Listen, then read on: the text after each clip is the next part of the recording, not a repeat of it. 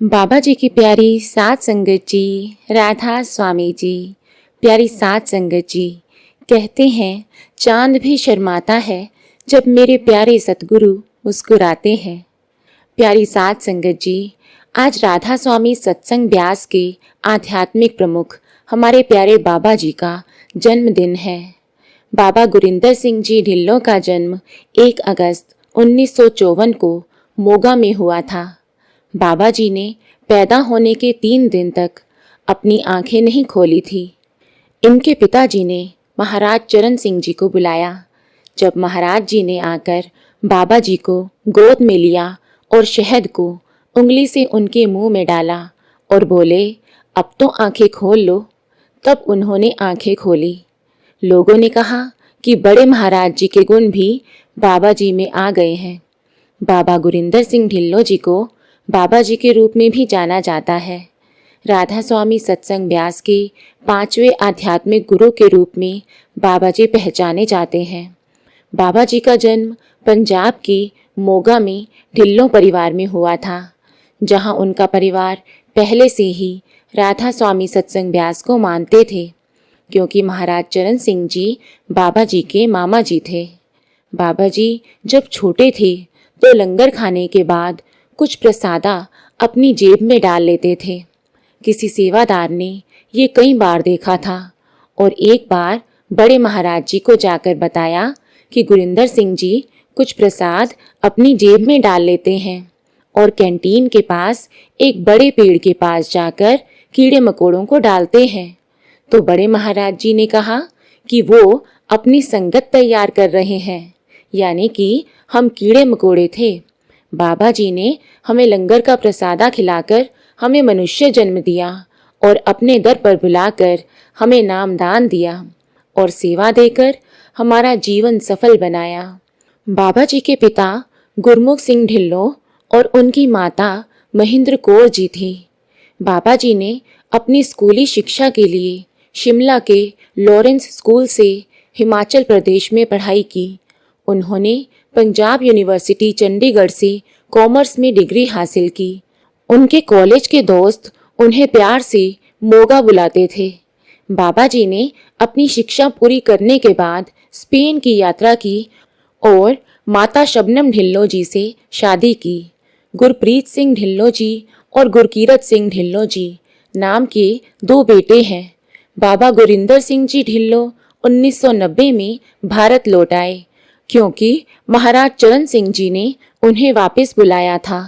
महाराज चरण सिंह जी ने अपने जाने से पहले अपनी गद्दी गुरिंदर सिंह जी ढिल्लों को दे दी। 132 सालों से डेरा राधा स्वामी ब्यास है। दुनिया के 90 देशों में राधा स्वामी का प्रचार प्रसार होता है। गुरिंदर सिंह जी डेरे के 5वें गुरु हैं। सात संगत जी, गुरु और शिष्य का रिश्ता बहुत प्यारा होता है। अगर शिष्य पर कुछ दुख आ जाए तो सतगुरु उसकी संभाल करते हैं। सत्संग शुरू करने से पहले पूरी संगत को आकर माथा टेकते हैं, उसके बाद सत्संग शुरू होता है। 33 सालों से बाबा जी ही गद्दी संभाल रहे हैं। बड़े महाराज जी चाहते थे कि उनके जाने के बाद बाबा जी ब्यास की बागडोर अपने हाथ में ले लें।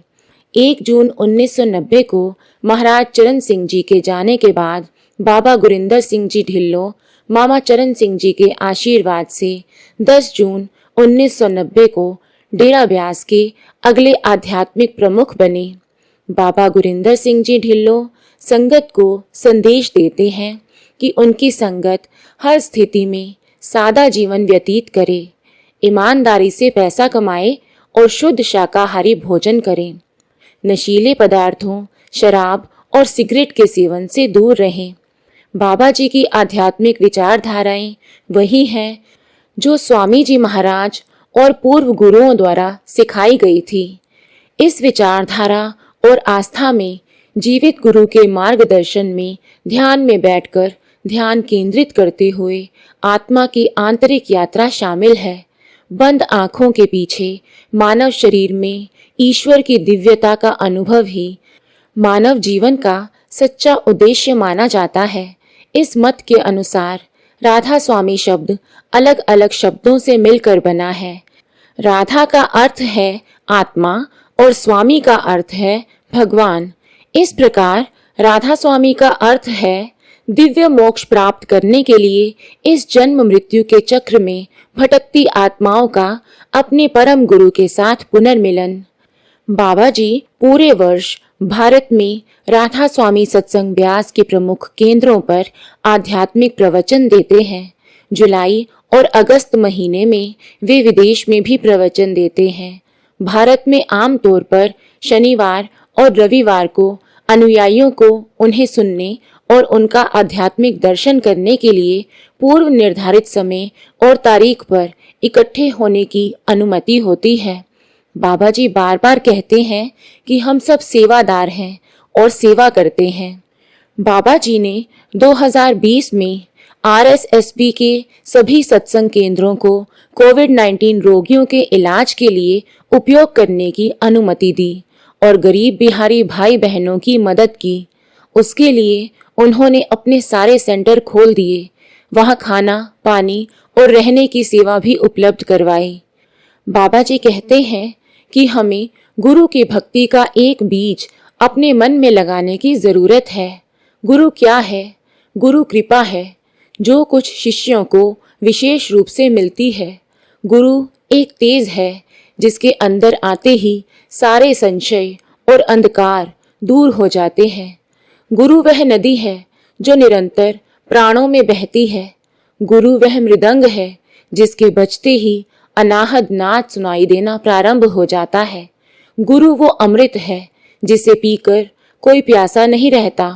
गुरु प्रसाद है जिसके भाग्य में हो उसे कभी किसी की जरूरत नहीं पड़ती।